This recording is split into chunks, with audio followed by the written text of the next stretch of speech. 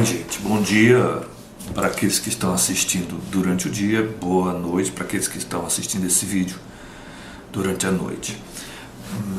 Meu nome é João Carlos, eu sou professor da Universidade Estadual de Ceará e fui convidado pela professora Suzana para apresentar a vocês esse vídeo inicial desse curso que se inicia de Introdução à Sociologia.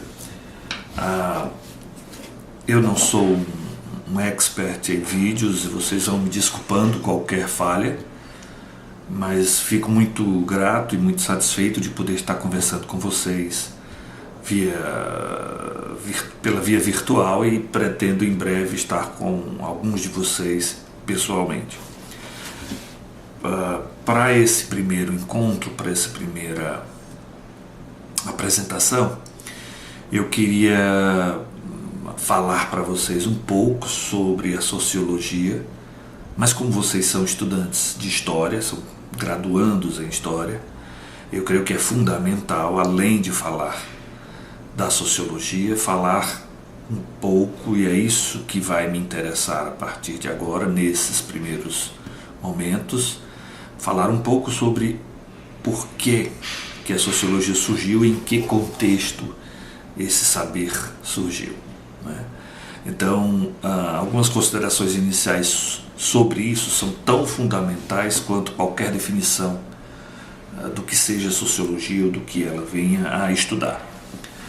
A primeira coisa que eu queria dizer para vocês, que é importante falar para vocês, é que a sociologia é uma ciência muito recente. Em termos de conhecimento, ela tem pouco mais de 150 anos. Isso é muito pouco, se comparado a outros saberes científicos mesmo, que tem 300 anos, quase 400 anos. Então a sociologia é um saber que surge apenas na metade do século XIX, por volta de 1830, 1840, que a gente vai ver o surgimento deste conhecimento. E ainda é, portanto, um saber e informação, nas palavras de alguns sociólogos. Claro que já é um conhecimento consolidado, nós já temos uma ciência sociológica bem instituída, várias outras ciências sociais que surgiram de dentro da sociologia, como a própria antropologia, como as ciências sociais aplicadas, todas elas, mas é uma ciência jovem ainda. Isso nos remete ou nos coloca diante de uma outra questão, que é a seguinte: se a sociologia é uma ciência tão somente surgida no século XIX, isso significa, se a sociologia é uma ciência tão jovem, isso significa dizer que antes dela surgir não havia nenhuma preocupação com o surgimento ou com o funcionamento da sociedade, da vida das pessoas, a vida que as pessoas tinham desde o mundo antigo, desde a pré-história, enfim, desde que começou a ter registro histórico. Isso não interessava a ninguém naquela época, ou nas épocas passadas. Só a partir do século XIX que as pessoas começaram a pensar assim: vamos entender por que a gente vive em sociedade, vamos estudar a nossa forma de vida em sociedade. É meio estranho pensar isso, mas, bom, se só surgiu no século XIX, isso pode parecer que só a partir do século XIX é que as pessoas começaram a se preocupar com a vida em sociedade, o que não é verdade. Claro, óbvio, que antes do século XIX as pessoas tinham preocupações sobre sua vida em sociedade, sobre como elas deveriam viver, sobre como elas deveriam se comportar, sobre por que elas deveriam agir desta forma e não daquela outra forma. Mas se já existia essa preocupação, quem tentava explicar isso, ou quem tentava regular esse processo social e ao mesmo tempo que explicava e definia o certo e o errado, por exemplo? Bom, esse papel de intérprete, digamos assim, da sociedade coube até o século XIX, eu diria até posterior, concomitante, depois que a sociologia surgiu. Esse papel era cumprido pela religião, pelos religiosos, pela igreja, portanto, as várias igrejas. Esse papel era cumprido pelos historiadores antigos, esse papel era cumprido pelos juristas, né? Os teólogos também, enfim. Outras formas de conhecimento e de interpretação da realidade humana e social existiram antes da sociologia. Então a sociologia não é um saber que só surgiu no século XIX, porque só até o século XIX é que as pessoas pensavam que não precisavam entender a vida delas em sociedade. Não é verdade. Ela surge como um saber diferente, mas não como o único saber. Essa questão é fundamental, porque a gente precisa entender qual é a diferença entre o saber sociológico e o saber, ou os saberes que antes desse saber sociológico pensavam a vida social nas suas várias facetas. E que saberes eram esses? Eu citei alguns aqui. E qual a diferença da sociologia em relação a eles? Essa é uma das questões que eu quero introduzir para um debate que vocês poderão ter mais adiante. A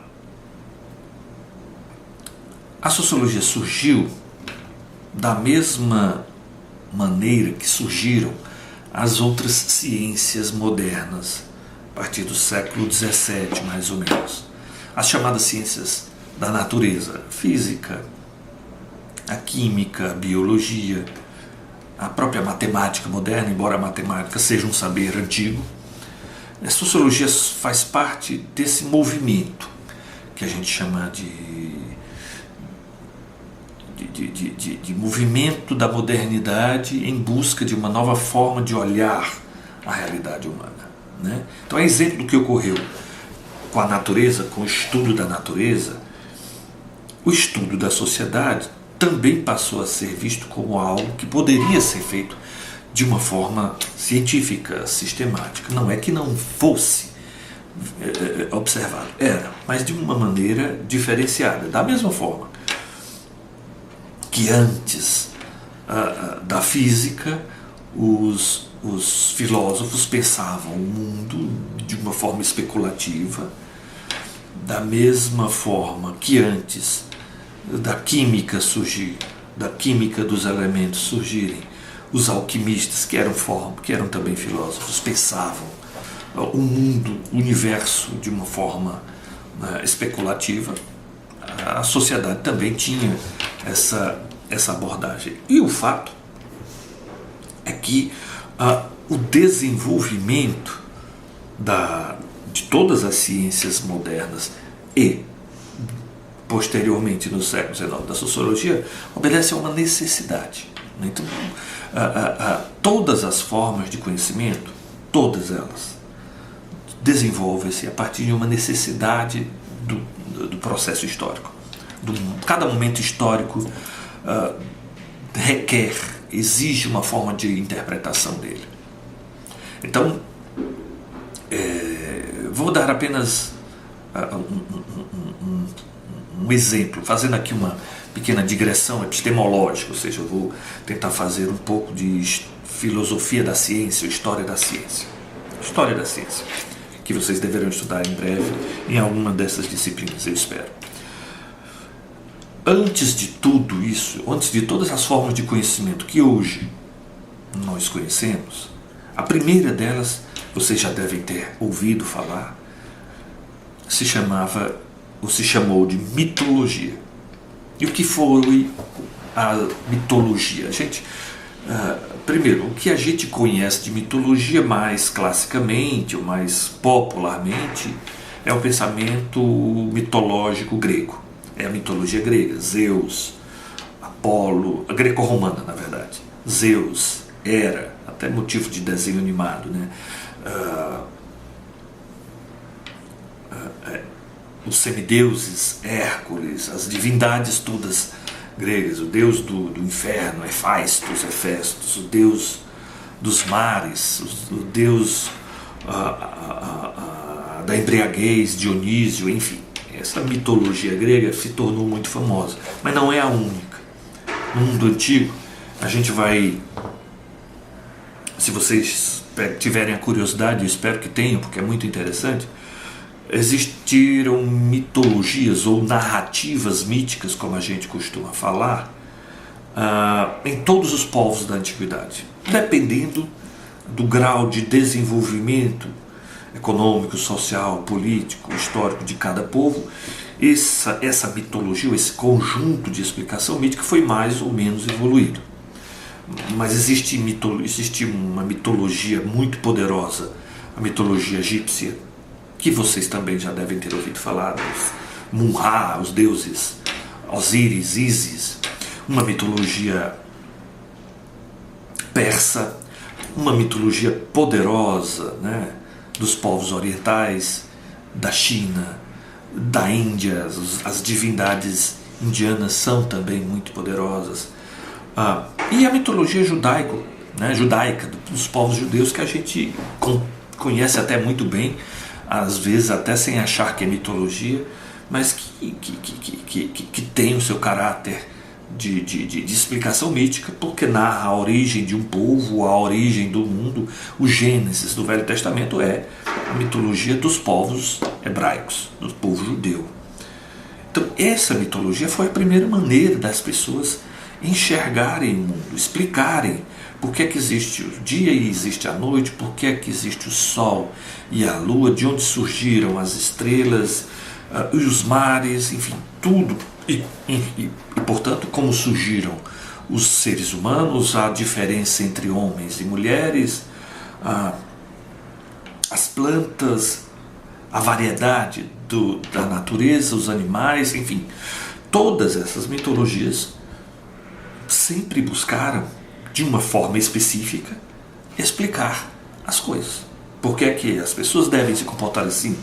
Por que é que o rio corre para determinado lugar? Por que é que a chuva cai? Enfim, por que é que há terremotos e furacões? Por que é que as pessoas se comportam de uma determinada maneira e outras de outra maneira? Obviamente, a explicação mítica, como a gente costuma dizer, ela tem uma característica.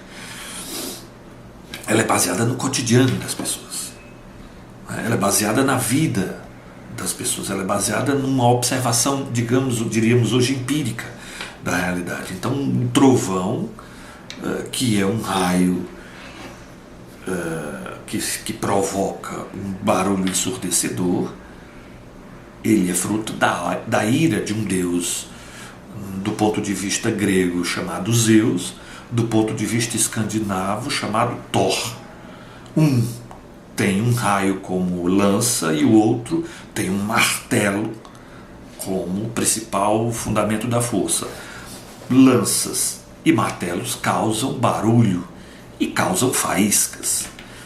E esses seres superiores, potentíssimos e poderosíssimos moram num lugar muito grande, eles são imensos, são imortais, eles moram nos céus. E a chuva e os trovões decorrem da raiva deles, da ira deles, de um castigo deles. Enfim, os nossos antepassados em outras partes do mundo encontraram uma maneira de explicar por que a gente não deve fazer tal coisa, porque vai desagradar os deuses, e se os deuses ficarem desgostosos conosco, vão nos punir. Criou-se, portanto, uma forma de explicar por que o homem é diferente da mulher, por que o homem tem que mandar na mulher. Porque Deus fez primeiro o homem e a mulher foi tirada da sua costela por esse ser superior, na mitologia hebraica, judaico-cristã, digamos assim. Essa forma de explicar perdurou por muito tempo. Muitas gerações, muitos milênios conviveram por muito tempo com explicações de caráter mítico, e elas são muito bonitas, elas são poderosas, elas trabalham com a ideia de magia, elas trabalham com a ideia do sobrenatural, como a gente costuma dizer. Entretanto, por questões de caráter histórico específicas, essa forma de explicar começou a não ser mais considerada a melhor forma ou a única forma, embora ela continuasse a alimentar a imaginação e a aquietar a curiosidade das pessoas. A mitologia começou a ser eu não diria nem tanto questionada, mas a ceder espaço para outras formas de conhecimento. Então, da mitologia, a gente vai ver surgir, por exemplo, a explicação religiosa. As religiões nasceram de dentro da mitologia, com um sistema mais sofisticado, mais complexo, mais normativo de ordenamento social. E a filosofia também saiu de dentro da mitologia.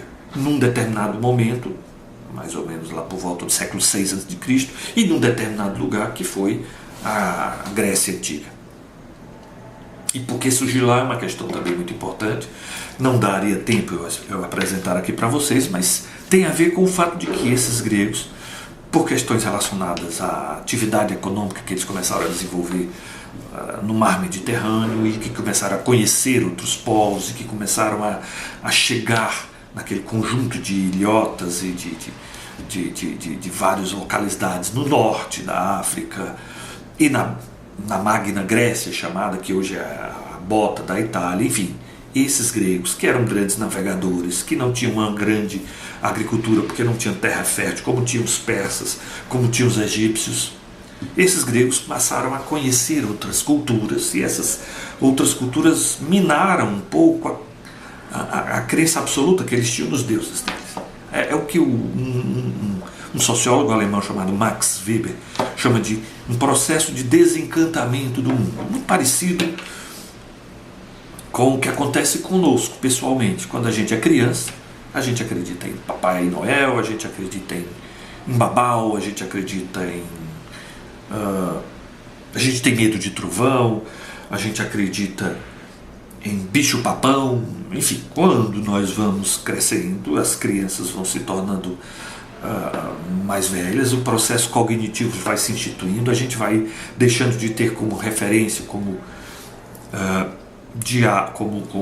contato apenas os pais, passamos a conhecer primos e coleguinhas de escola, enfim, começamos a enxergar, a termos o nosso mundo ampliado.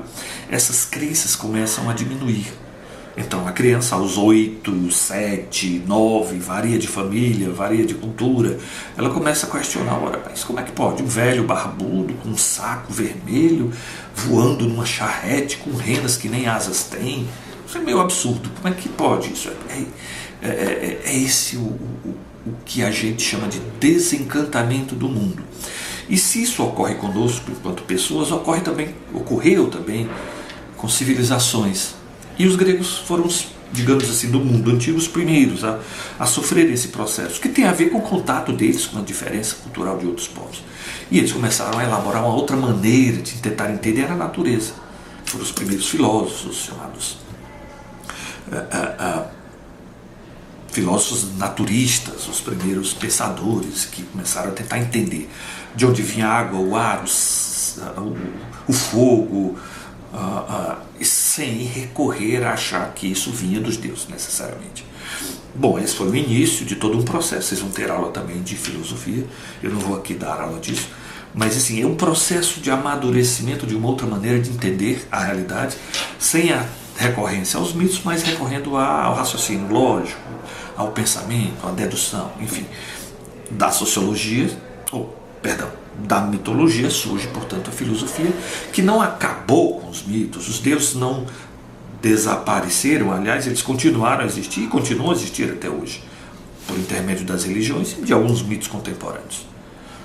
Isso aconteceu em todos os povos. Alguns povos hoje ainda acreditam em seus mitos. A grande maioria dos povos hoje já não vivencia a mitologia, a não ser como forma de ficção, né, como reelaboração artística, como a gente vê nos filmes e mangás e todas as outras formas de entretenimento que nós temos hoje em dia. Mas o fato é que as pessoas sempre precisaram interpretar o mundo de uma forma primeiramente mítica, depois de uma forma racional.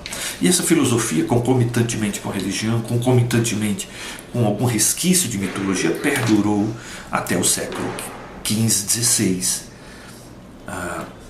quando se iniciou um novo momento da humanidade, um momento muito profícuo, um momento de uma transformação intensa, que é o que a gente chama de início do mundo moderno e final do mundo medieval. Então, tivemos aí o mundo antigo, depois do mundo antigo, o surgimento das grandes religiões e, no Ocidente, sobretudo, o imenso crescimento do cristianismo, que se transformou no grande intérprete da vida humana, no grande explicador da nossa existência.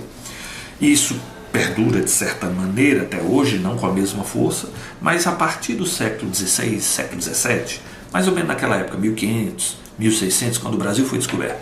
A partir daí vai surgindo também uma outra maneira de explicar a realidade, que é a científica, o surgimento da ciência, que tem a ver com também necessidades históricas, econômicas, políticas e culturais. A Europa, dominada pelo cristianismo, uma Europa muito apegada aos valores cristãos, foi também uma Europa que avançou economicamente a partir do mercantilismo em busca das especiarias, em busca dos produtos do Oriente.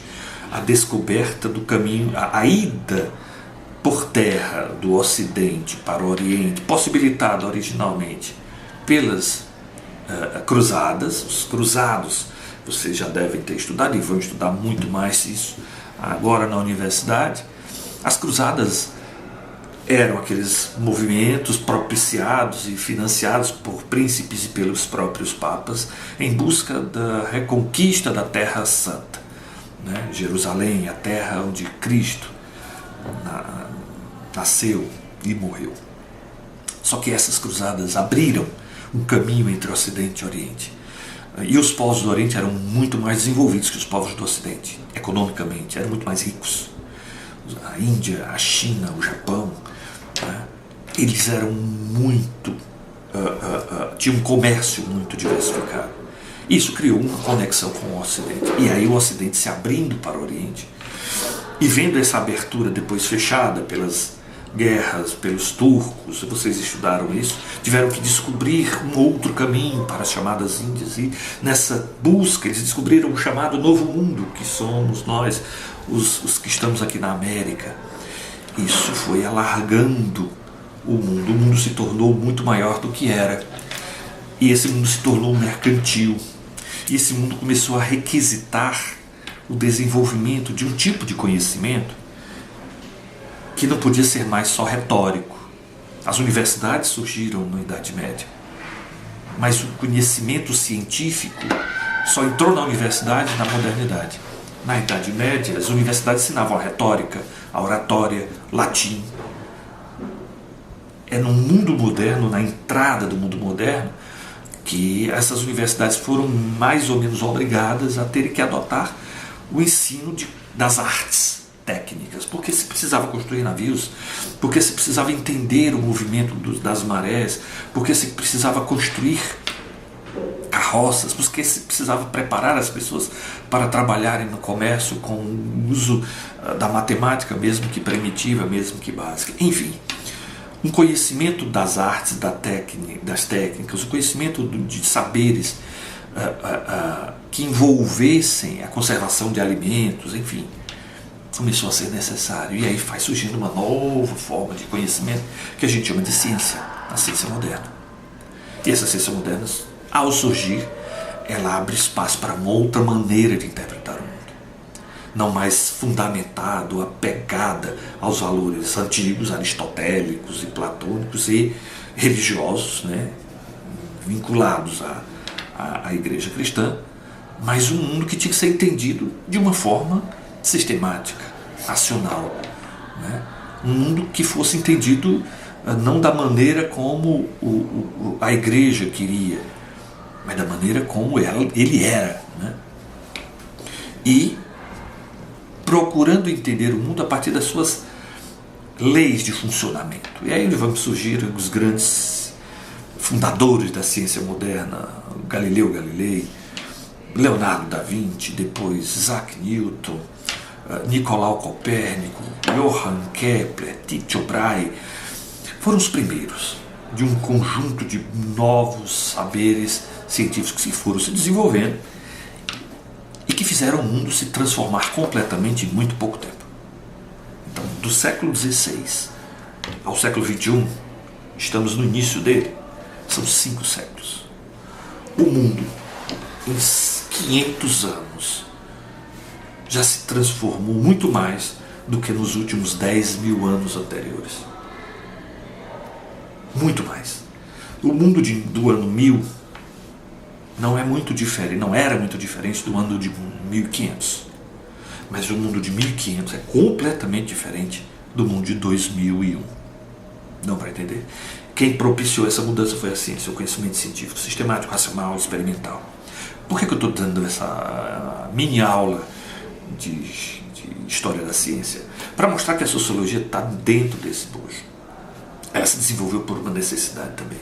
Da mesma forma que a sociedade moderna, mercantil, burguesa, necessitava de um conhecimento que ajudasse ao desenvolvimento dela, a sociedade posterior à burguesa comercial, que é a sociedade industrial, também começou a não ficar muito satisfeita com o tipo de abordagem sobre a vida social que lhe era dada pela filosofia, pela teologia, pelo direito apenas.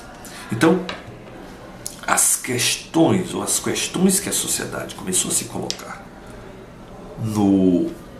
por volta do século XVIII, XVII, XVIII, e a realidade, o movimento da realidade, fez aos poucos surgir uma demanda. Nós precisamos entender os processos humanos, os processos sociais, a partir de outras bases. Da mesma forma que os cientistas da natureza hoje, diria alguém lá do século XVIII, já consolidaram uma compreensão da realidade natural, e isso está funcionando, nós temos que, de certa maneira, criar uma outra forma de entender a realidade que não fosse baseada apenas em valores morais advindos do cristianismo, por exemplo. Então a sociologia surge no século XIX, em 1800 e pouco, sob essa mesma perspectiva. Uma perspectiva de tentar entender o processo social, da mesma forma que os cientistas da natureza entendiam o processo natural. Mas como isso surgiu? Alguém inventou a sociologia? Claro que não. Ninguém inventa nenhum conhecimento.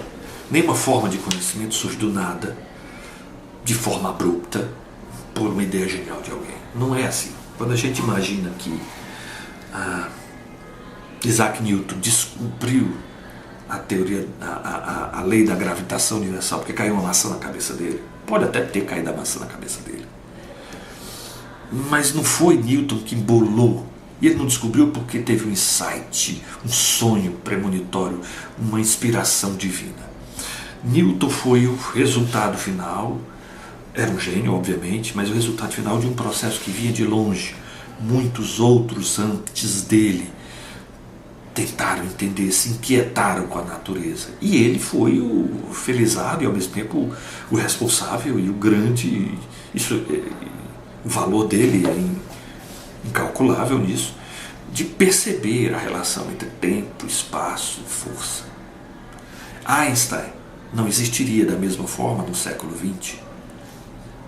E não teria criado a famosa teoria da relatividade, onde questiona a própria física clássica newtoniana.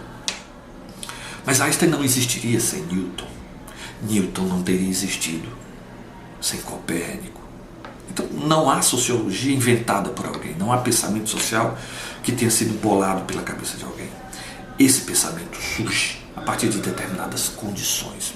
É o que os autores vão chamar, e alguns dos livros que eu indiquei para vocês, o livro Um Toque de Clássicos fala bem disso, eu quero que vocês leiam, a introdução, sobretudo a introdução é o que fala disso, mas outros livros falam também daquilo que a gente chama de antecedentes materiais e antecedentes intelectuais da sociologia. O que são os antecedentes?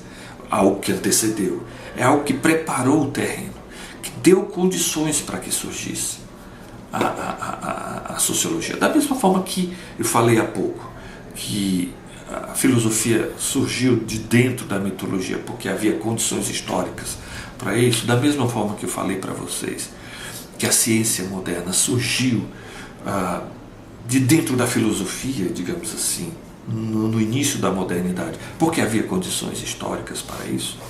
A sociologia surgiu no século XIX porque criavam-se condições históricas, sociais, econômicas, políticas para isso, que são muito amplas. Vocês vão estudar isso nas outras disciplinas. Cabe a mim apenas, aqui nesse momento, pincelar alguns desses aspectos. E existem antecedentes materiais e antecedentes intelectuais. O que é que eu estou querendo dizer? Antecedente material é o contexto sociopolítico favorável. Materialidade aqui significa o quê? Transformações de ordem estrutural, transformações de ordem política, transformações de ordem econômica, transformações na estrutura da sociedade. É o que a gente chama de antecedente material. E antecedentes intelectuais são saberes que já existiam, que já vinham tentando entender o processo social, e esse processo social estava em mudança. Esses saberes tentavam entender, mas não davam conta porque não estavam preparados para entender. É como se fosse algo que estivesse em transição. Um saber em transição. Ele não é mais tão apegado ao passado, mas ainda não enxerga bem o futuro, porque ele tem limitações. Bom, então vou falar para vocês um pouco sobre esses antecedentes materiais e esses antecedentes intelectuais da sociologia. Quais foram os antecedentes materiais? Bom, 3 foram esses antecedentes. Eu posso pontuar 3, né, entre esses processos estruturais que motivaram, que induziram o surgimento de uma ciência social. A primeira determinação de ordem material para o surgimento da sociologia é a própria sociedade industrial, a própria revolução industrial, a industrialização da sociedade. Da mesma forma, ou até mais, que a revolução comercial, que o surgimento dos burgos, da burguesia, do mercantilismo, enfim, mais ainda, a industrialização das sociedades provocou uma imensa e rápida transformação na vida das pessoas, sobretudo na Europa, né? Em diferentes lugares, de uma forma mais intensa ou menos intensa. Mas a Inglaterra, a França, a Alemanha, a Espanha, Portugal, Itália, esses países, primeiramente a Inglaterra sobretudo, mas isso se alastrou por todos os outros.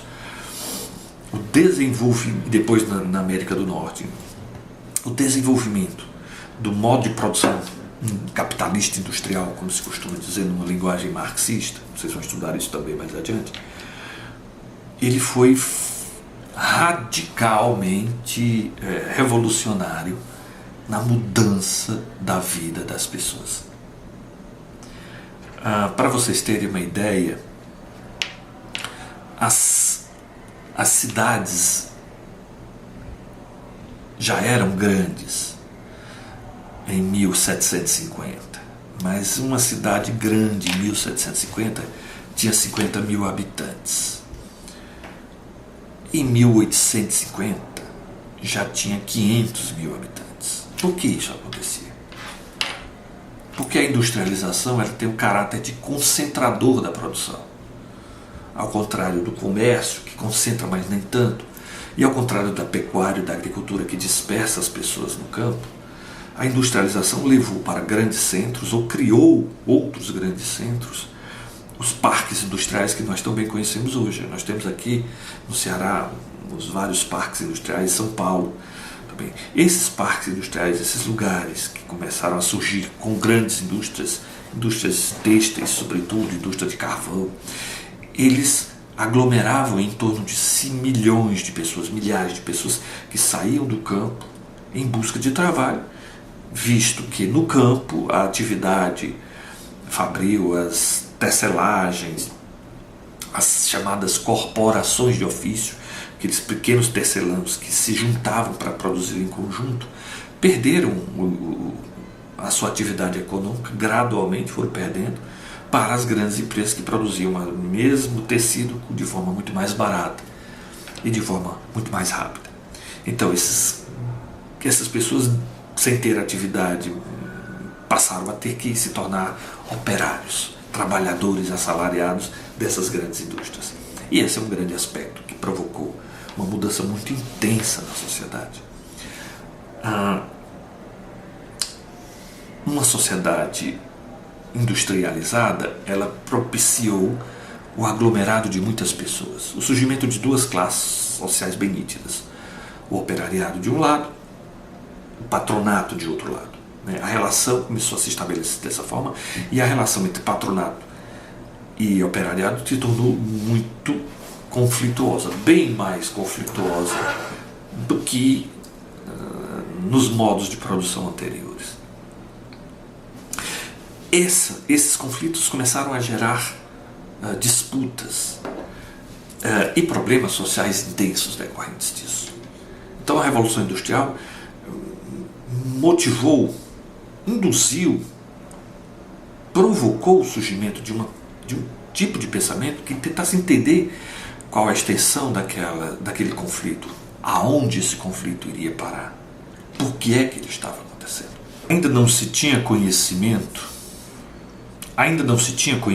da relação entre dejetos orgânicos, inorgânicos e as doenças causadas pelo que hoje sabemos, bacilos, bactérias, vírus, enfim. Tudo isso eu quis exemplificar com tudo isso para mostrar para vocês que viver num grande centro urbano no início do período de industrialização era uma tarefa difícil. Como vocês terão a oportunidade de ler no material que nós disponibilizamos para vocês, a média de vida variava muito, mas era de 40 anos. Em alguns lugares era menos, em alguns lugares. Entre a população, entre as classes mais abastadas, era de 60 anos. Mas a média de vida do cidadão comum, 40, 38 anos. Morria-se muito facilmente. As crianças morriam muito facilmente. Provavelmente o hábito, a cultura de ter muitos filhos decorra daí, de uma necessidade de garantir a família, né? Garantir até mesmo o sustento da família, ou daquilo que depois vai se tornar família, porque família também é uma invenção moderna. Antes disso não havia essa estrutura familiar.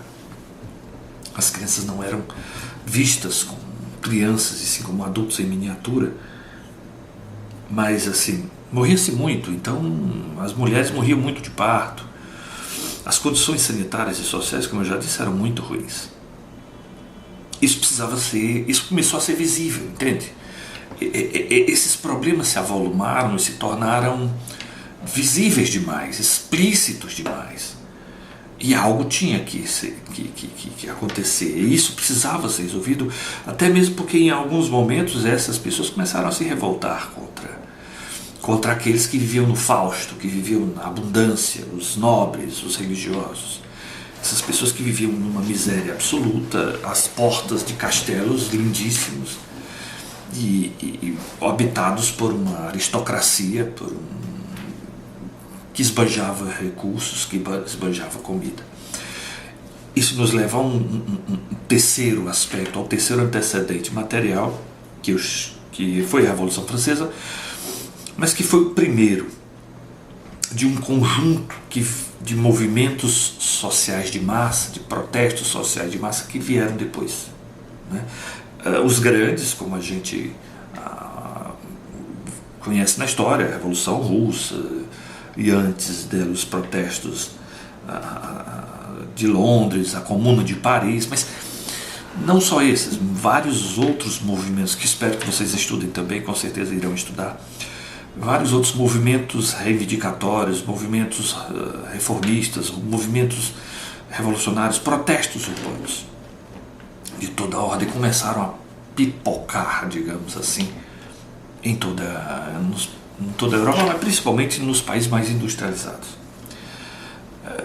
Por uma questão lógica, simples, né? A concentração, mais uma vez, a concentração demográfica de pessoas em condições extremas de insalubridade levou, e ao mesmo tempo que essas pessoas começaram a tomar consciência disso, que é o que o Marx vai chamar de consciência de classe, mas deixemos para isso para mais adiante.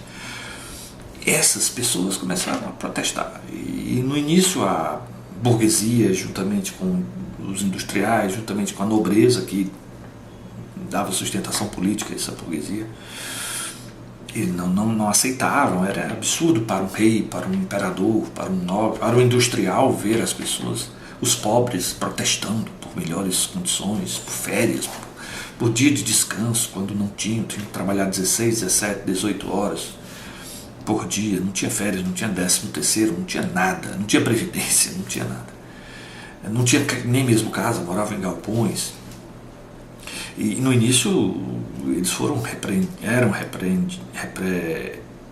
repreendidos ou reprimidos de forma brutal, de forma, né, violenta. Mas a repressão não surtia efeito no sentido de parar isso, ou seja, havia que se pensar em outras alternativas, ou de como controlar essas pessoas, ou de como fazer com que a sociedade pudesse melhorar a situação delas. Esse contexto de extrema ebulição social que provoca o surgimento da sociologia. Por quê? Porque os saberes da época, os filósofos, os religiosos, eles não tinham a solução, eles não tinham dados. O fato é esse. Eles não entendiam muito bem o que estava acontecendo, porque faltava-lhes o olhar científico sobre o que estava acontecendo.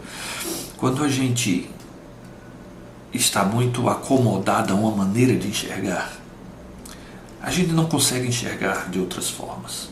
E às vezes a maneira que nós enxergamos é uma maneira afetada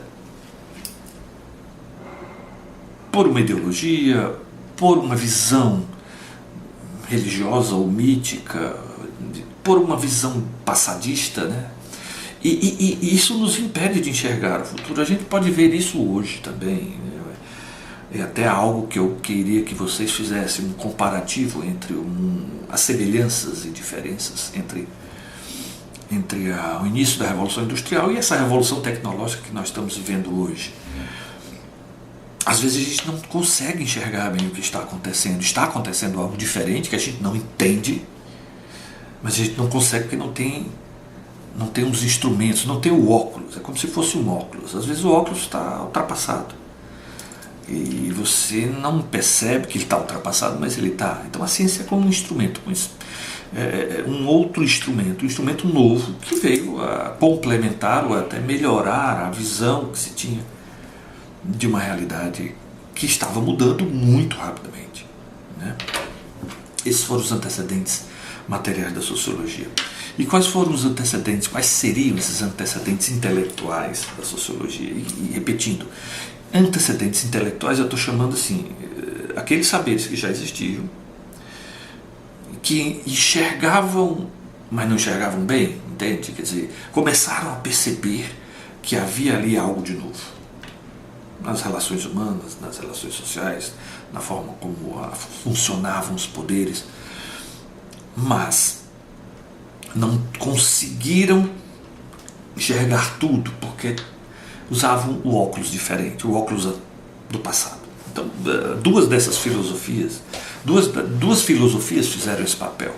São antecedentes da sociologia, forneceram as bases teóricas para a sociologia, chegaram próximo de entender a sociedade da forma que a sociologia depois veio a entender, mas não podiam dar conta desse entendimento completo porque estavam apegados ao modelo da filosofia de especulação, de análise da realidade sem um respaldo empírico, experimental, metódico, como a gente sabe que a ciência é e deve ser. Então a filosofia política foi a primeira dessas formas interpretativas ou desses antecedentes intelectuais. E o que é que a filosofia política tem a ver com a sociologia? Tem tudo.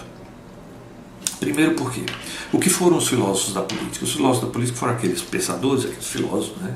Os mais famosos, você já deve ter ouvido falar, Jean-Jacques Rousseau, François-Marie Arouet, que é o Montesquieu, Voltaire depois, antes deles, ainda não é um iluminista como Montesquieu, como Rousseau, mas o Thomas Hobbes, na Inglaterra, quem for esses pensadores, esses filósofos, eles começaram a pensar algo que até então não se pensava. E o que era isso? Bom, assim, grosso modo, sempre se imaginou que a vida social, sempre se imaginou não, sempre se soube desde o mundo antigo, desde Aristóteles, sempre se soube que viver em sociedade era algo da natureza humana. Ou seja, o homem nasce, essa é a versão aristotélica, lá da Grécia, filosofia grega. O homem nasce para viver em sociedade, o homem é um ser social, todos nós aprendemos isso na escola. Então está na nossa natureza. Essa visão de uma natureza sociável e boa, ela foi incorporada pelo cristianismo à sua dogmática, digamos assim. Aristóteles foi cristianizado, com Platão também, e dentro da visão cristã que dominou toda a Europa nos 1000 anos que se seguiram ao fim do mundo antigo, a ideia de uma natureza humana boa e sociável é pervertida apenas quando, diante do pecado, do erro moral. Essa ideia perdurou durante muito tempo.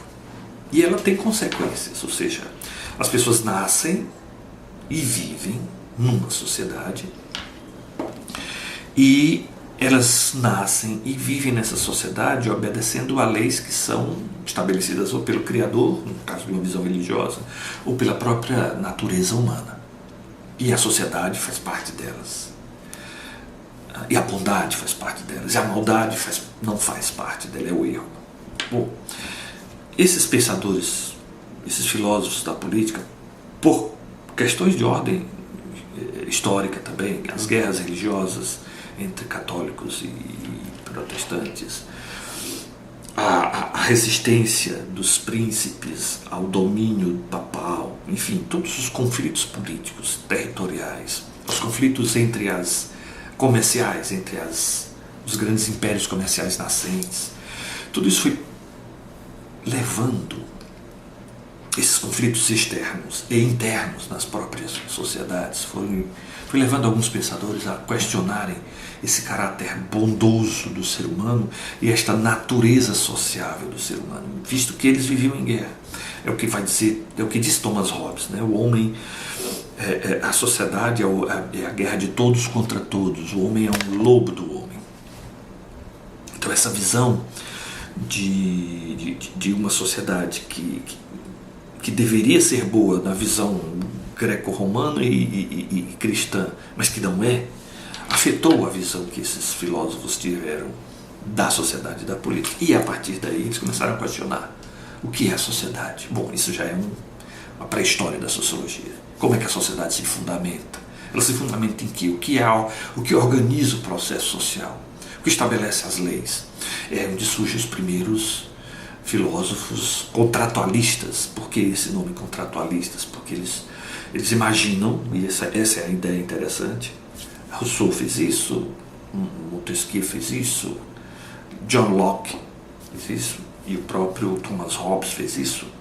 Eles imaginam a sociedade como um contrato, né, entre pessoas, entre indivíduos. Então a primeira ideia é essa. Os indivíduos, eles nascem livres, o que eles chamavam de estado de natureza. Esses indivíduos nascem livres no estado de natureza e nascem como animais.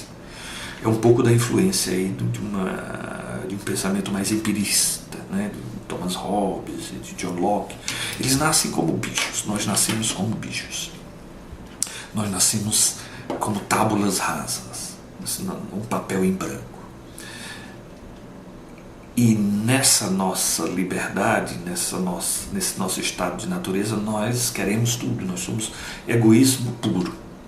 Só que o egoísmo puro nos levaria à autodestruição, à lei do mais forte. Então todos contra todos, só sobraria o mais forte, o mais poderoso.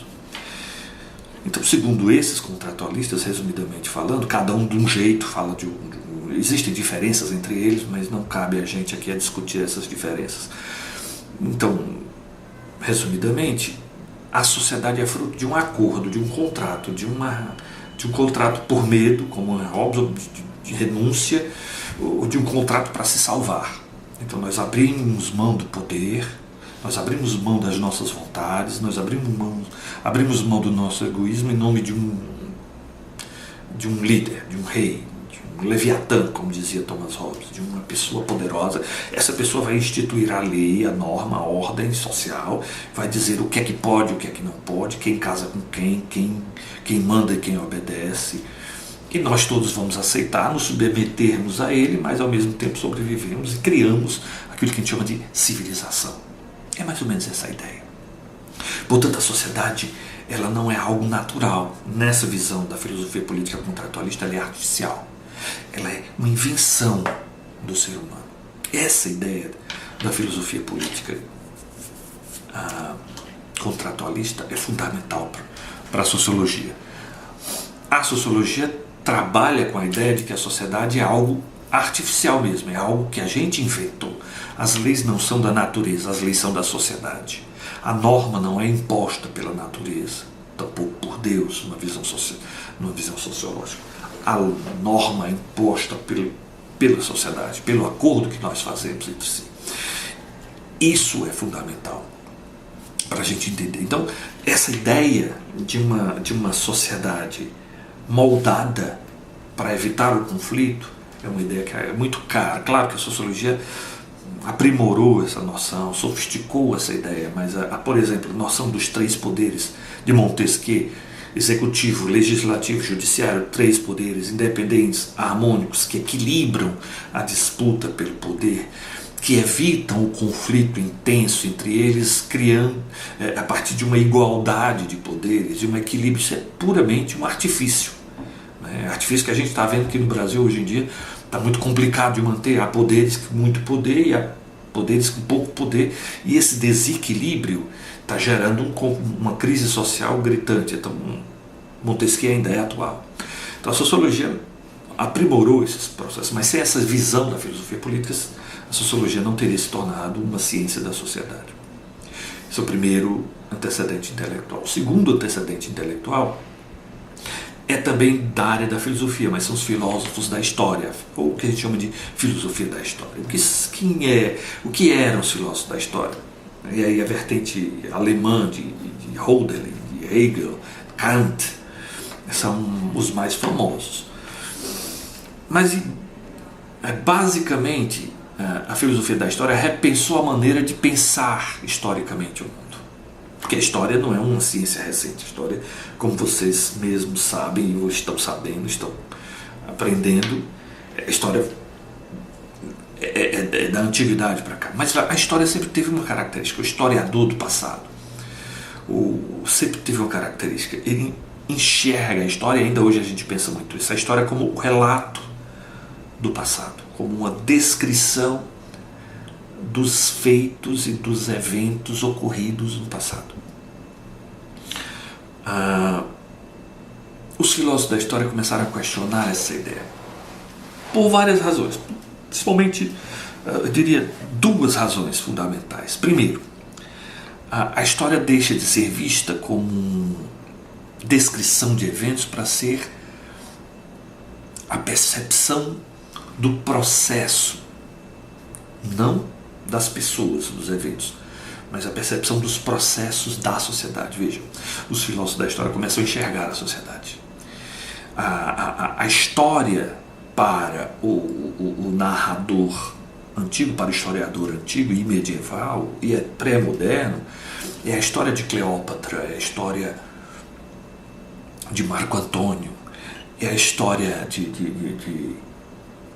Gengis Khan, é a história dos grandes eventos, da travessia do Rubicão, né? Numa visão que adentrou até mesmo pela modernidade. A história da independência do Brasil é a história do grito do Ipiranga por Dom Pedro I, a história da Revolução Russa, a história da viagem de trem de Lenin. E essa maneira de enxergar a história é uma maneira muito estática, é uma maneira que enxergam, é como se fosse uma fotografia do passado. E os filósofos da história começaram a tentar entender que a história não é uma fotografia do passado, mas é um filme que traz o passado ao presente. E que esse filme que traz o passado ao presente, ele tem uma ligação, ele liga o passado ao presente num processo de evolução. Ou seja, fazer história. A partir de Hegel não é só narrar o que aconteceu, o Kant.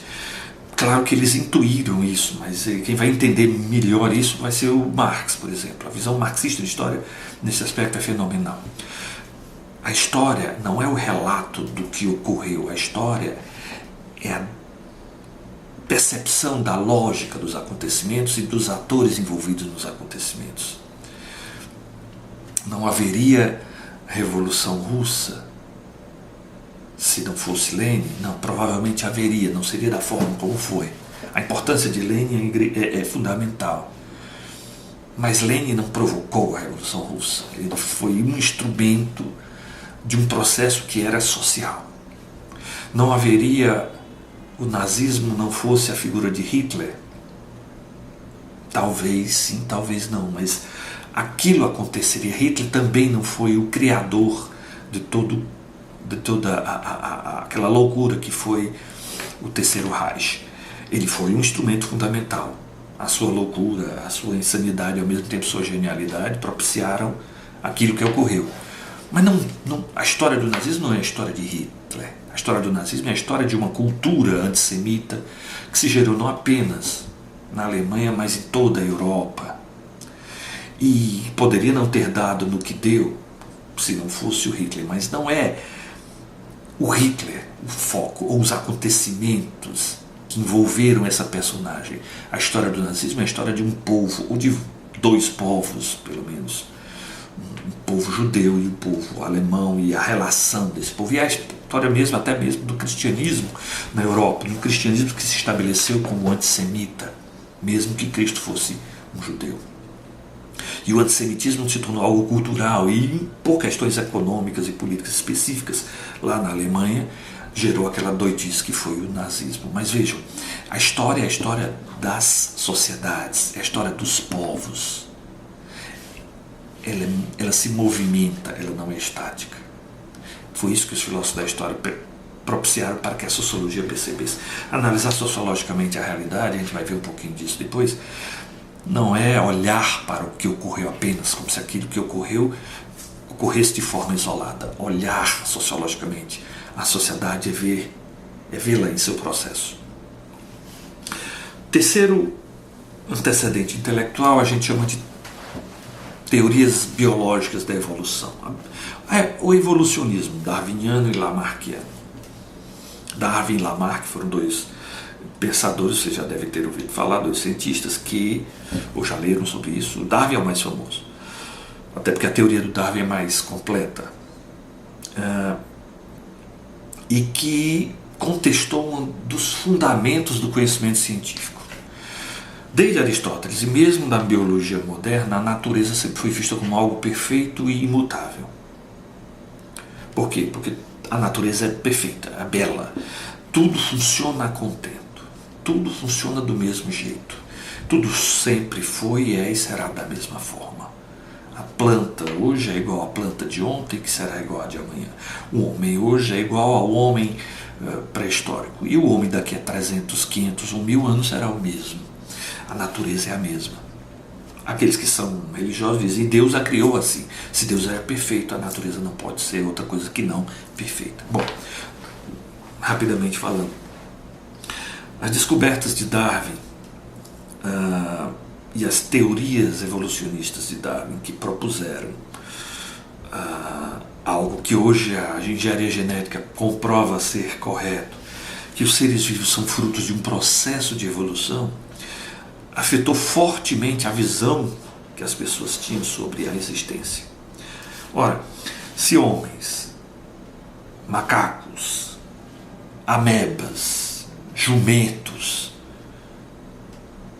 minhocas, todos esses seres são resultantes de um processo de várias e várias gerações, ao longo de milênios, de outros seres que foram se complexificando e foram evoluindo até chegar a esses que hoje estão, e que continuamos a evoluir, e no futuro teremos formas humanas e formas vegetais e formas animais bem diferentes das nossas, ou não, ou extintas, várias se extinguiram no passado, poderão se extinguir no futuro.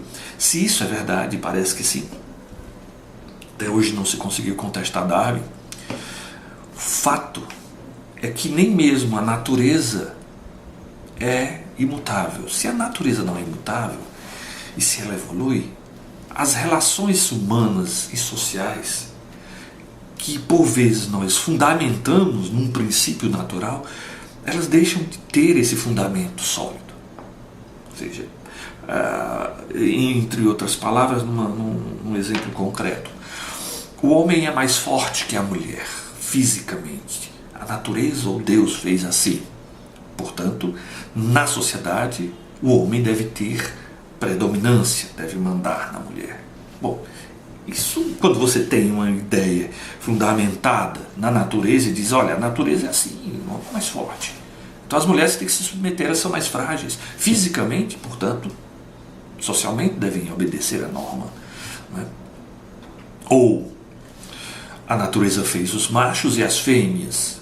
E isso é a perfeição da existência. Portanto, a sociedade nós temos que construir a partir de uma junção de machos e fêmeas. Então, se dois homens querem um casamento homoafetivo, ou duas meninas, ou duas mulheres querem estabelecer um casamento homoafetivo, isso não pode estar contra a natureza humana ou a natureza divina. Então, mas se uma teoria biológica diz não, nem sempre, ou não necessariamente os organismos vivos são heterossexuais, há organismos que evoluem para o hermafroditismo, há organismos que evoluem para a assexualidade, enfim, isso não há uma regra geral. Então, isso cai por terra todo um conjunto de condicionantes ditos naturais que eram transpostos para o plano da sociabilidade. Então, as teorias biológicas da evolução, por isso foram tão escandalosas para o mundo moderno, e é por isso que as religiões contestam tanto o evolucionismo com a sua tese criacionista. É porque ela abala um dos fundamentos, não apenas do cristianismo, mas da maneira como nós enxergamos o processo social. Ela cria um grau de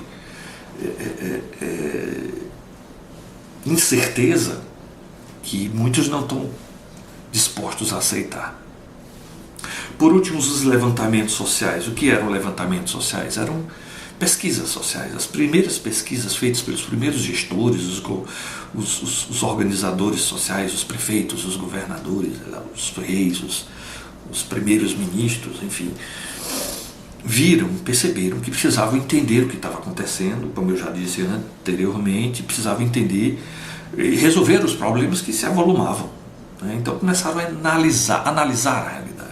Começaram a fazer pesquisa, começaram a tentar entender quantas pessoas moravam em determinados bairros, entre essas quantas eram crianças, adultos, homens e mulheres, o grau de mortalidade, quantos morriam de quê? Então o processo social tornara-se muito dinâmico e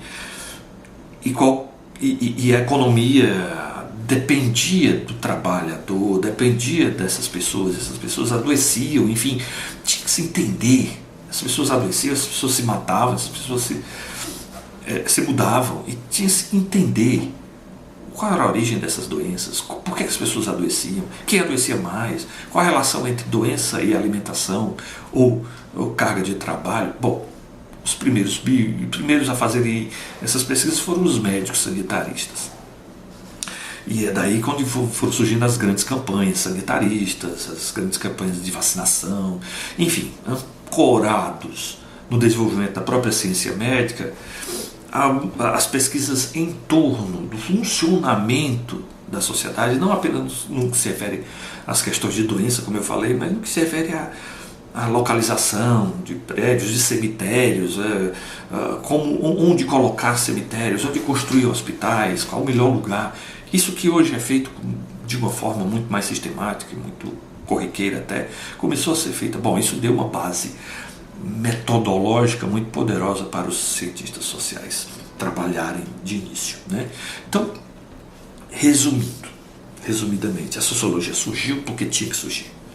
As ciências sociais se desenvolveram e num determinado momento em que se precisava entender por que a sociedade era do jeito que era. E isso por uma questão muito simples. A sociedade estava mudando muito rápido, né? Então, era um mundo inundado por mudanças. E esse mundo inundado por mudanças começou a pensar: como vai ser o futuro? Quer dizer, até então, a visão que se tinha do mundo, a visão que as pessoas normais tinham do mundo, era de um mundo que não mudava. De uma sociedade que, embora houvesse mudanças, elas eram tão tímidas, elas eram tão demoradas, que numa mesma geração ninguém percebia a mudança. Então, assim, por que a moça tem que casar e ser dona de casa e ter seu marido? Não, porque a mãe dela fez isso, e a avó dela fez isso, e a bisavó fez isso, e a tataravó fez isso, e a filha dela vai ter que fazer isso, e ela imagina que a neta e a bisneta e a tataraneta também. Então, o comportamento feminino, ou o comportamento masculino, ou a forma como as pessoas devem agir, era visto pelas pessoas como algo dado, pronto, que não mudava, imutável, como se costuma dizer. Entretanto, com as transformações sociais, econômicas, políticas propiciadas pela Revolução Industrial, mudanças começaram a acontecer. É o que a gente chamaria, nos meados do século passado, nos anos 60, 70, chama de conflito de gerações. Uma geração passou a não acreditar ou a duvidar dos valores da geração anterior, dos seus pais ou dos seus avós. É o que é muito comum hoje. Nenhum de nós pensa como os nossos pais, muito menos como os nossos avós, e achamos isso normal. Mas não era assim no século XVIII, XIX, e tão pouco antes. Só que isso começou a mudar, e então isso gerou uma incerteza muito grande. Olha, se eu acho que tudo é do jeito que é e sempre será, eu não preciso me preocupar com o futuro. Mas se eu vejo que as coisas não estão sendo do jeito que eram há 10 anos ou há 15 anos, a insegurança em relação ao futuro ocorre. E aí eu tenho que entender, eu tenho que tentar prever o que acontecerá no futuro. A sociologia e as ciências sociais como um todo surgiram para isso, para tentar prever o futuro e tentar controlar esse processo, até mesmo monitorá-lo, né? Então, o processo social está na base do desenvolvimento sociológico.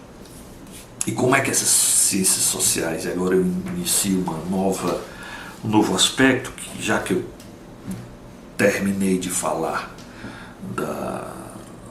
dos antecedentes materiais, dos antecedentes intelectuais da sociologia, eu começo agora a falar da própria sociologia, né? Como ela surgiu, está visto. Agora, o que é essa sociologia e como é que ela procede? Eu acho que é importante falar isso. Bem, gente, a sociologia como eu acho que já disse até no início, é uma maneira diferente de enxergar a sociedade, é uma maneira científica de enxergar a sociedade. Na verdade, quando eu estou falando da sociologia, mas isso se refere a qualquer forma científica de conhecimento. Não é a única maneira de enxergar. Como eu já até falei para vocês, outras formas de entender o mundo são tão legítimas quanto a forma da ciência. Entretanto, o mundo se transformou no que se transformou, no que há de bom e no que há de ruim, através da ciência, principalmente. Mas não exclui o fato de que as pessoas também não veem o mundo o tempo todo de uma maneira científica. Então, assim, a maioria de nós enxerga o mundo a partir do que a gente chamaria de visão cotidiana, e alguns chamam de senso comum, né? A gente vive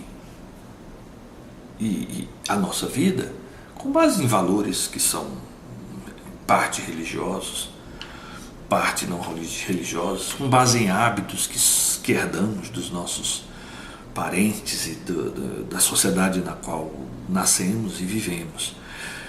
E algumas visões do que deve ou não deve ser feito são estabelecidas na própria relação social. E isso não é errado. O fato porém, é que é necessário, do ponto de vista daquilo que a gente está defendendo aqui, em determinadas situações, ter um olhar mais amplo sobre o que está acontecendo.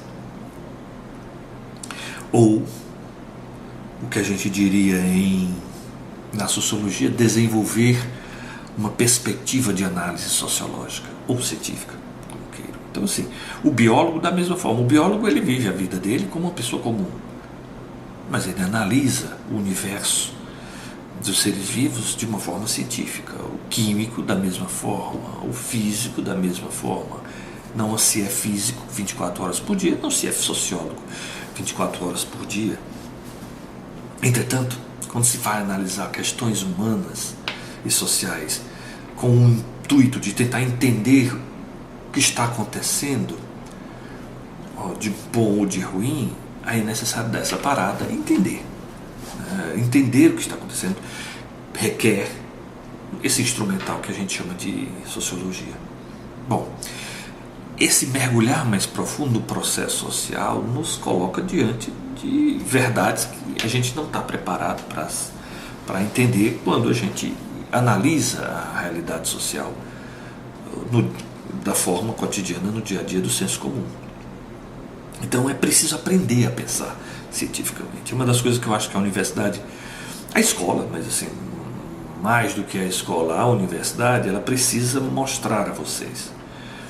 E vocês têm que aprender a pensar de forma científica. O que não quer dizer que vocês devam abandonar o jeito de ser que vocês têm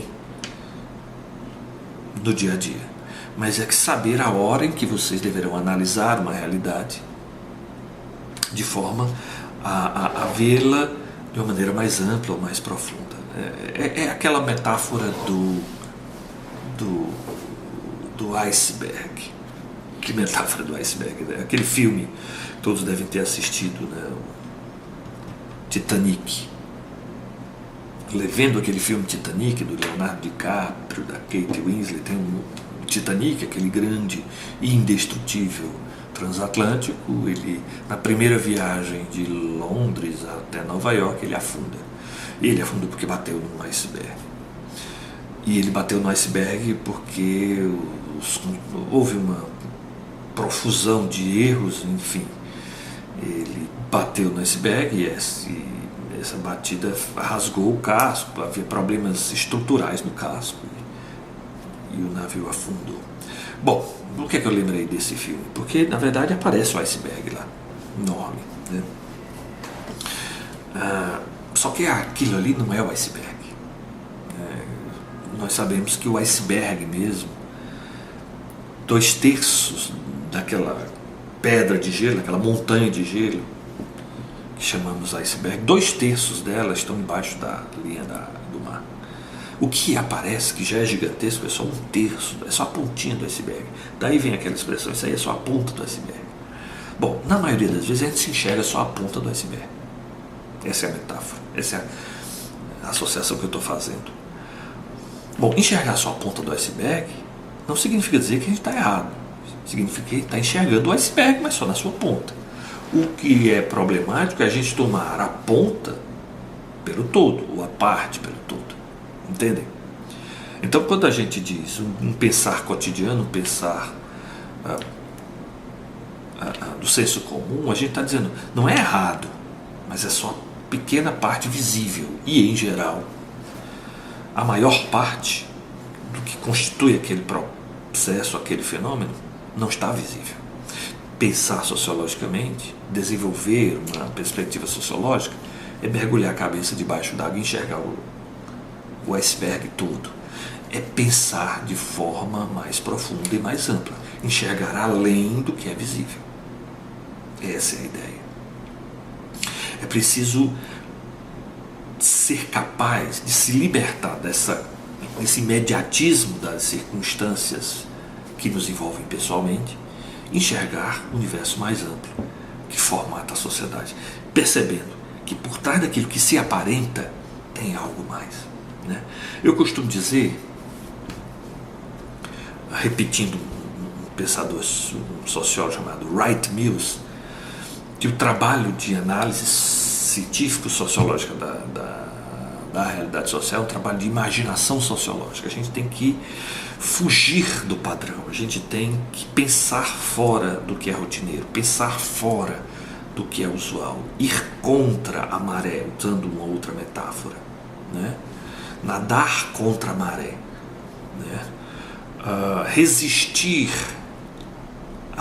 àquilo que todo mundo diz que é. Exemplo, o Brasil precisa combater a corrupção. A Lava Jato é a ação que vai salvar o Brasil da corrupção. Todos os meios de comunicação dizem isso. Todas as pessoas de classe média, uma grande maioria das pessoas de classe média acreditam nisso. Transformaram o juiz da tal ação num grande ídolo e num grande super-herói. E transformaram os envolvidos, os réus envolvidos na ação, em grandes vilões. E esta verdade se disseminou pelo país. E há coisas boas e ruins nisso, eu diria mais ruins do que boas. Porque, de fato, há corrupção, de fato as pessoas envolvidas têm problemas relacionados a superfaturamento e tudo. E, de fato, a justiça, em certo sentido, está sendo feita. Mas não se enxerga o que está por trás disso. Não se enxerga as intenções políticas, não se enxerga que isso tem encoberto um conjunto de problemas sociais, de retrocessos que nós estamos vendo começarem a acontecer. E se coloca como sendo a fonte dos problemas de um país desse tamanho, como sendo apenas uma questão, uma obviedade, a corrupção. Se fosse isso, né, seria muito fácil resolver. Mas veja, eu só estou querendo dar um exemplo, não quero discutir esse assunto agora. Só estou querendo lhes dar um exemplo de como a maré, a corrente nos leva, e é mais fácil se deixar levar pela maré, né?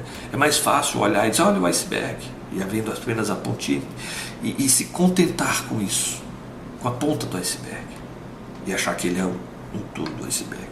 Tem uma frase do Nelson Rodrigues. Nelson Rodrigues foi um jornalista,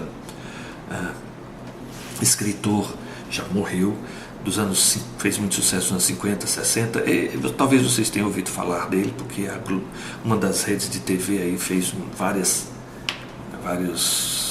minisséries, né, de um dos escritos dele, Bonitinha Mais Ordinária e tudo. Bom, Nelson Rodrigues era um cara conservador, mas era um cara muito crítico da sociedade. E ele teve uma peça dele filmada, encenada e musicada por Chico Buarque, enfim. Foram perguntar a ele o que ele tinha achado da peça, da música. Ele disse, olha, não gostei da peça, não gostei da música, eles não entenderam o meu texto, tá uma droga, uma porcaria. Mas ele era assim mesmo, ele gostava de provocar celeuma E aí, mas Nelson Rodrigues, o Chico Buarque compôs a música linda, e o Chico é uma unanimidade nacional, e de fato era. Nos anos 70 o Chico era jovem e já era talentosíssimo, como é ainda hoje.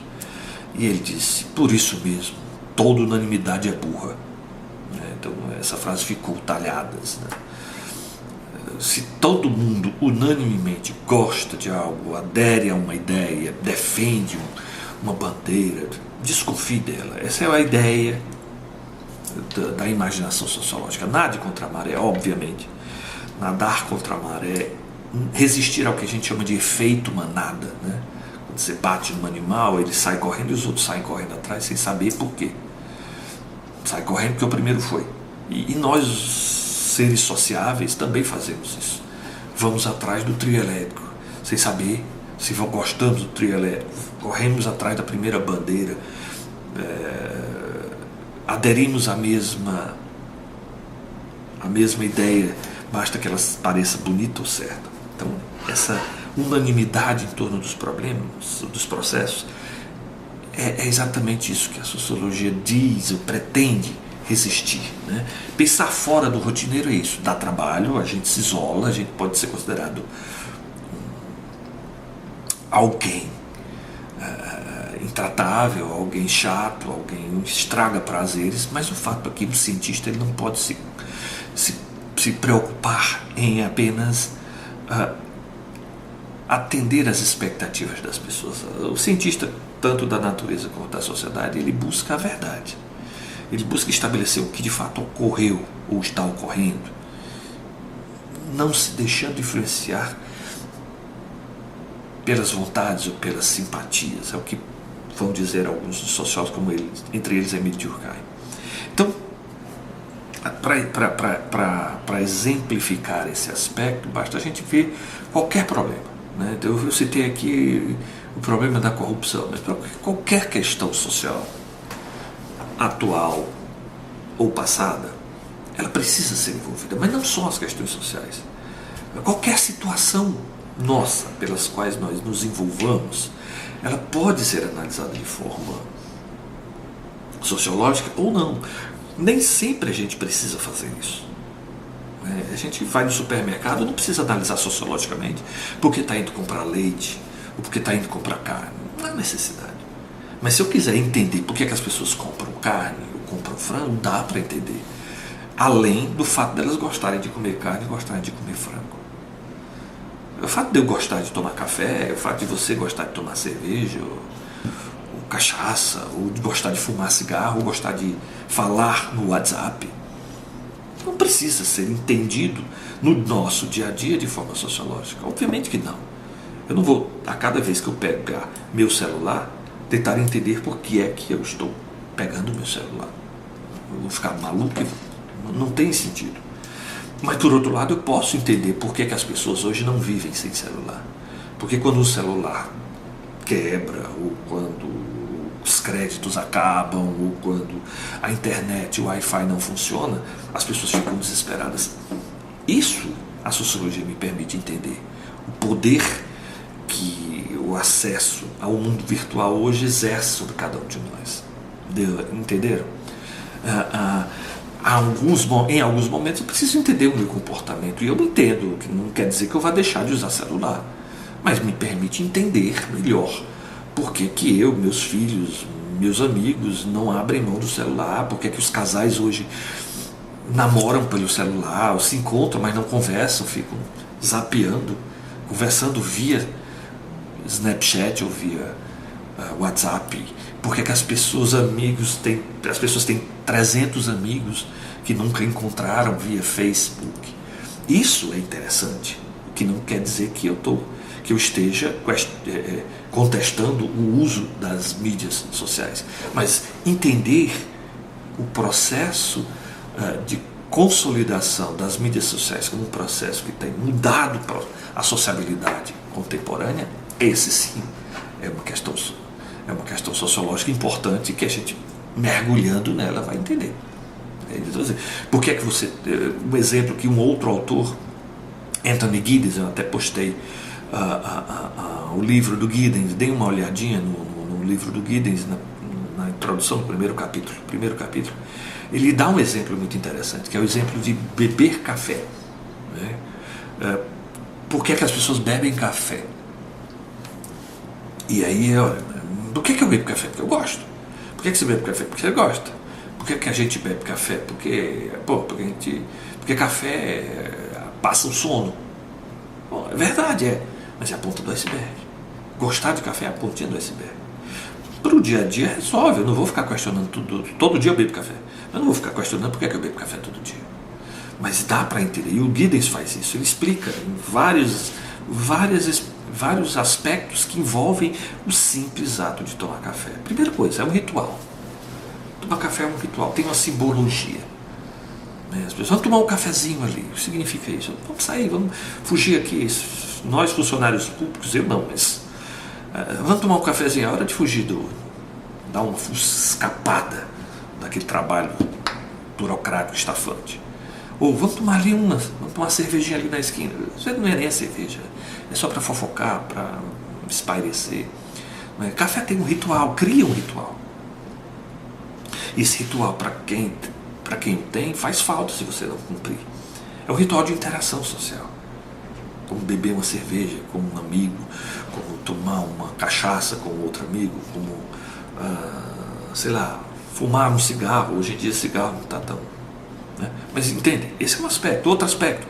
Por que as pessoas bebem café? Porque gostam, porque querem se socializar, mas também porque é uma droga, porque café tem cafeína, e cafeína vicia, pouco, mas vicia. É o terceiro aspecto, né? Que leva em consideração. Outras drogas viciam mais.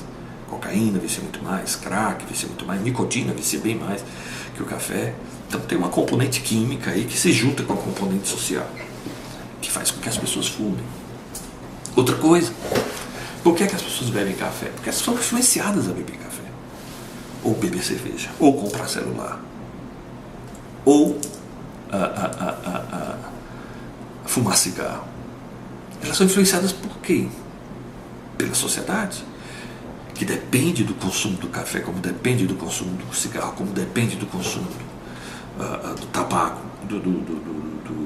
de roupas, ou como depende da venda de smartphones. Existem milhões de pessoas que vivem porque trabalham nessas empresas, seja produzindo, seja distribuindo, seja divulgando. Então existe um mercado imenso, e esse mercado não pode acabar. E se as pessoas pararem de consumir café, esse mercado vai arrefecer, as pessoas vão perder emprego. Então as pessoas precisam ser convencidas a continuar bebendo café. E as embalagens são feitas para que as pessoas se sintam atraídas, e as propagandas de TV são feitas para que as pessoas se sintam atraídas. E todo um conjunto de condicionantes são estabelecidos para que as pessoas, para que todos nós continuemos a consumir cafés e cigarros e cervejas, principalmente as bebidas alcoólicas lícitas, né? São um exemplo até melhor que o café para isso. As pessoas são induzidas a associar cerveja com... Homens são induzidos a associar cerveja com mulheres geladas,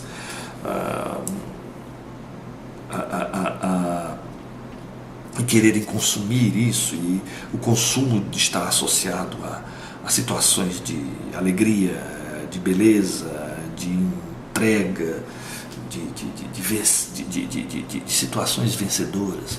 Então as pessoas são induzidas a fazer determinadas coisas sem se aperceberem, né? O café também faz parte do nosso consumo, e a gente consome porque faz parte da nossa história. O Brasil é um país produtor de café. E, como faz parte da nossa história, está no nosso imaginário, né? Ou no nosso inconsciente coletivo. Isso tudo faz com que a gente consuma café, ou consuma cigarro, ou, eu não, que eu não fumo, mas muita gente, ou beba cerveja. E o café é um produto global também. E consumir esse produto é fazer parte de um produto, de um universo global. Como celular, como as pessoas que compram deixam de fazer outras coisas mais necessárias para poder terem dinheiro para comprar um celular da Apple, né? Ou para comprar um Samsung, né? Então assim, o consumo global, ou a moda, ou induz as pessoas a quererem consumir e a gostarem de coisas, né? Então tudo isso, resumidamente falando, quer dizer o seguinte: ter uma imaginação sociológica, pensar sociologicamente, é enxergar que aquilo que acontece conosco, aquilo que parece ser um fenômeno puramente pessoal, na verdade não é. É um fenômeno coletivo, né? Então a gente sempre acha que o que acontece conosco porque ou nós quisemos, ou outros quiseram fazer conosco, mas enfim, está relacionado conosco. Se a gente resolve se casar, a gente resolve namorar, noivar e casar, é porque nós quisemos, eu e a minha mulher, você e o seu marido. Se a gente escolhe história para estudar na faculdade, é porque a gente quis. Provavelmente eu não estou aí para perguntar a vocês, mas se eu perguntar por que você escolheu história, por que você escolheu história, por que você escolheu história, vocês vão dizer, porque eu quis, porque eu gosto de história, porque eu sempre me interessei por história. Um outro vai dizer, não sei, nem sei, estou testando. sei nem porque eu estou aqui. Mas o fato é que escolher se casar ou escolher se separar, escolher uma profissão, pedir demissão, agir de tal ou tal forma, não dependem apenas de ordem pessoal. As escolhas que nós fazemos, o rumo que a gente dá à nossa vida, dependem de determinações de ordem social, mesmo que nós não as enxerguemos, né? E a compreensão dessas determinações que é o papel da sociologia descobrir. O sociólogo ou a socióloga é aquele que entende que determinações são essas, que toma consciência de todo o processo que nos faz sermos ou agirmos do jeito que somos ou agimos. Então, se você escolheu história, como eu escolhi sociologia, filosofia, não foi só por sua vontade, foi sua vontade, mas é uma vontade moldada por determinações de ordem social, mais ou menos fortes. Claro que há variações disso, claro que nem todo mundo sucumbe da mesma forma a essa pressão social, né? Então, através da análise sociológica, a gente percebe que a gente é influenciado pela sociedade, mas também há espaço para autodeterminação. A gente não é uma espécie de marionete da sociedade, robozinho da sociedade. A autodeterminação ocorre, mas o processo social ele será sempre presente, ele está sempre presente no estabelecimento do nosso comportamento. E a sociologia quer entender isso. Para que entender isso? Por vários motivos, mas é para tomar consciência. Para tomar consciência de que talvez você, por exemplo, esteja seguindo uma manada, de forma achando que está decidindo fazer aquilo, mas na verdade não está decidindo coisa alguma, está sendo manipulado, monitorado ou induzido mesmo, ou se deixando induzir por algo que é bem maior. E de fato a sociedade é bem maior que cada um de nós. Resistir a essa determinação de ordem social é muito complicado, não é fácil.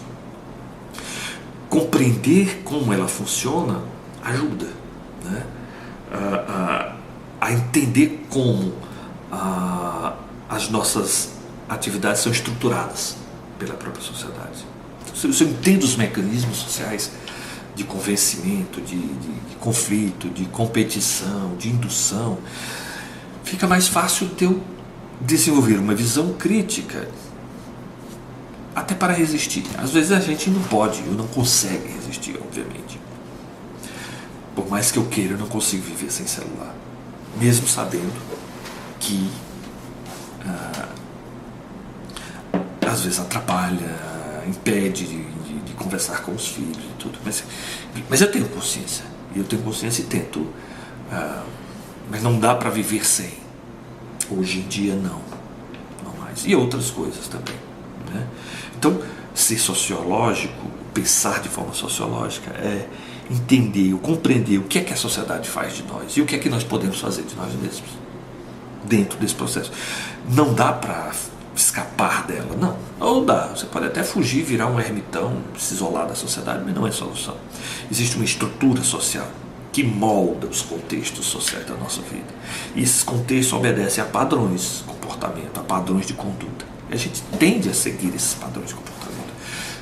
Casamento, pedir a bênção ao pai ou à mãe, repreender os filhos, cuidar deles, enfim.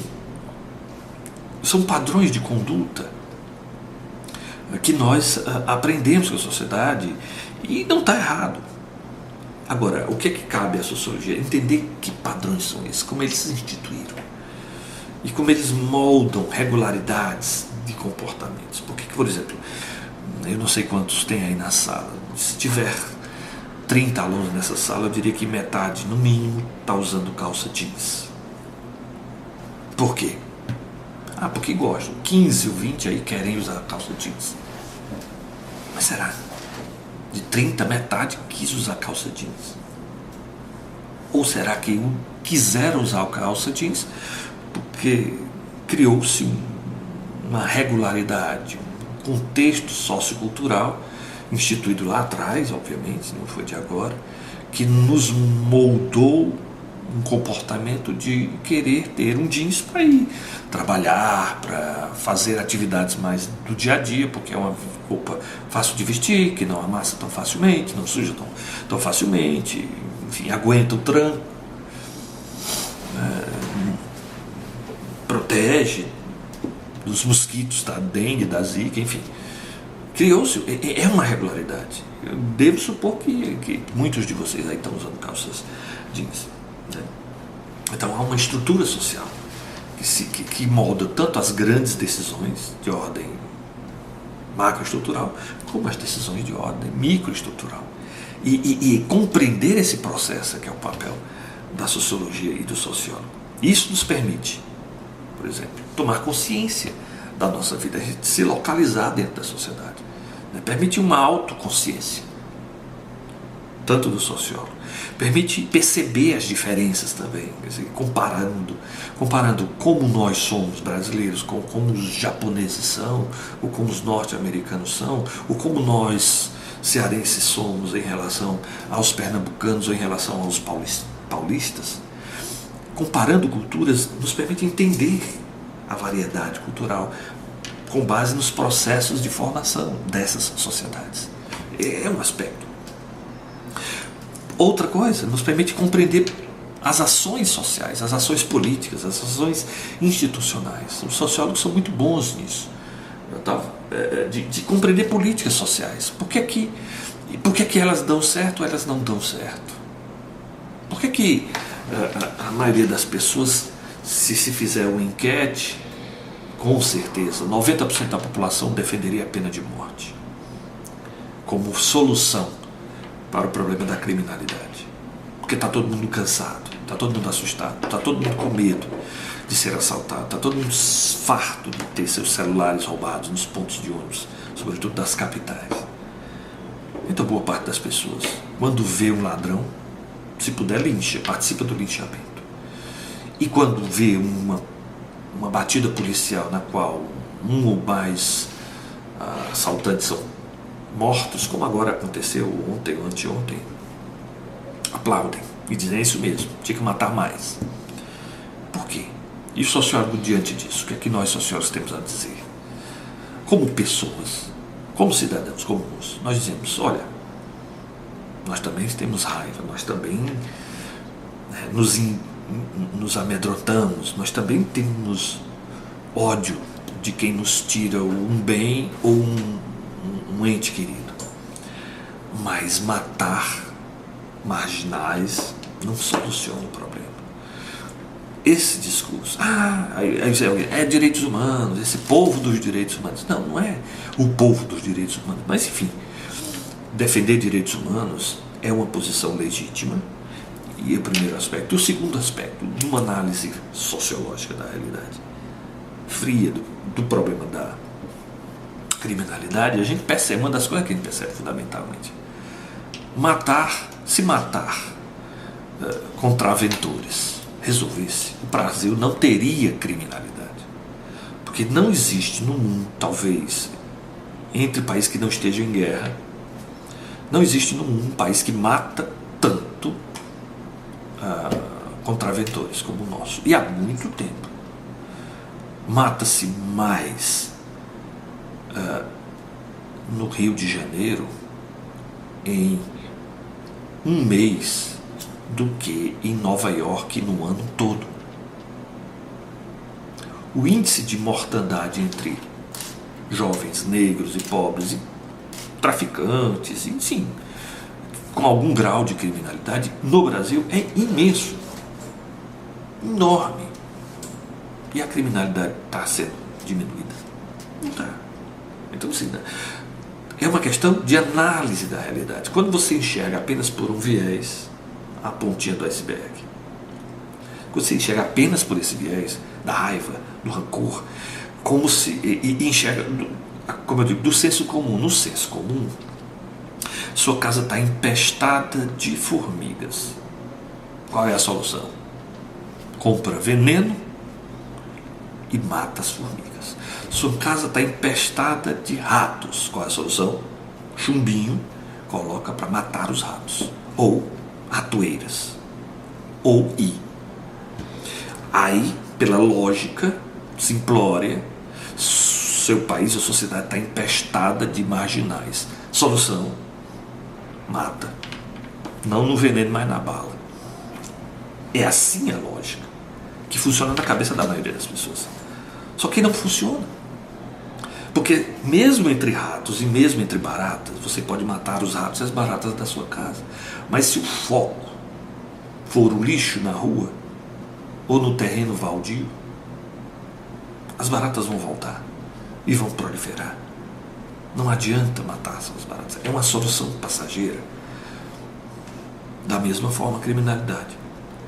Não adianta querer resolver, instituir uma política de extermínio da criminalidade. É só um exemplo. Como se ao exterminar o criminoso eu elimine o crime, não elimino. E há outras questões que poderão ser discutidas aqui. Existe uma indústria do crime. Existem pessoas que... A indústria da segurança é aliada da indústria do crime. Não estou dizendo que incentiva, mas eu estou dizendo que o crime talvez... Há interesses em que a criminalidade permaneça.